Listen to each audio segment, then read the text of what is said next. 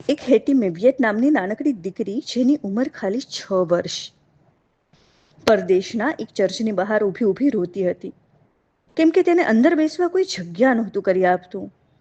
મેલા ખેલા કપડામાં કોણ જગ્યા કરી આપે?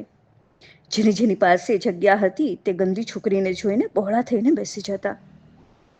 ત્યાં પાદરીએ રડવાનું કારણ પૂછ્યું અને તેને આગળ બેસાડી દીધી અને કહ્યું, આપણું ચર્ચ ઘણું નાનું છે, તેમાં માત્ર 200 જણા જ સમાઈ શકે, એટલે તારા માટે જગ્યા નહીં થઈ હોય. તેને આગળ બેસાડી એટલે તે ખૂબ જ ખુશ થઈ ગઈ. પ્રાર્થના પછી તેને સતત એવો જ વિચાર આવ્યો કે આ ચર્ચને મોટું કેમ બનાવવું. તેના 2 વર્ષ પછી હેટી મેવિયેટને એક રોગ લાગુ પડ્યો અને તેનું મૃત્યુ થયું. તેની અંતિમ વિધિ કરતા સમયે તેના કપડામાંથી એક ફાટેલ તૂટેલ પર્સ પડ્યું. ફાધરે એ જોયું તો તેની અંદર 57 સેન્ટ હતા. આજની તારીખે 50 સેન્ટ એટલે આશરે 1.5 રૂપિયો થાય, અને 57 સેન્ટ એટલે સમજી લો ને કે પૂરા 2 રૂપિયા પણ નહીં. એટલા પૈસા નીકળ્યા. તે પર્સમાં એક નાનકડી ચિઠ્ઠી પણ હતી. તેમાં લખ્યું હતું કે આપણું ચર્ચ ખૂબ નાનું છે, એટલે મારા જેવા ઘણા લોકો પ્રાર્થના નથી કરી શકતા.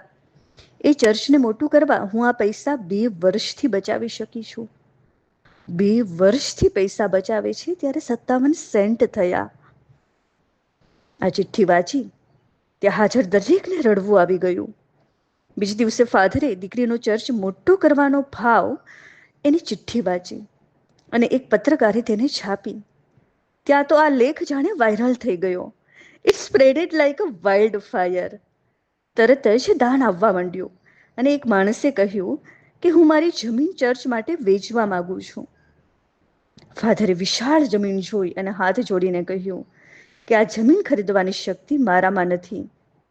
કિંમત પણ શું કામ પૂછવાની જેની તેવડ જ ન હોય? ફાધર તો ચાલતા થયા. ત્યારે પેલા માણસે કહ્યું, એમ પાછા ન જાઓ ફાધર, આ જમીનની કિંમત માત્ર 57 સેન્ટ છે. ફાધરની આંખમાં જળજળિયા આવી ગયા. એ પછી 4 કોરથી ભંડોળ આવવાનું શરૂ થયું અને ફક્ત 4 જ વર્ષમાં 2 કરોડ રૂપિયા ઊભા થઈ ગયા. અને એ 2 કરોડ એટલે 1900ની સાલના. એ ભંડોળમાંથી આજે ફિલાડેલ્ફિયા શહેરની અંદર એમ્પલ બાપ્ટિસ્ટ નામનું ચર્ચ ઊભું છે. તેની સિટિંગ કેપેસિટી છે 3300. એની બાજુમાં જ એમ્પલ યુનિવર્સિટી છે અને આ જ ફંડમાંથી બનેલ એક બાળકોની હોસ્પિટલ પણ છે. આજે ચર્ચમાં હેટી મેવિયેટ અને ફાધર ક્રોમવેલનો ફોટો છે. 57 સેન્ટ આટલું બધું કરી શકે, પણ ક્યારે? જ્યારે બીજાના ભલા માટે વિચારીએ ત્યારે. You can search the story of 57 cent on Google also.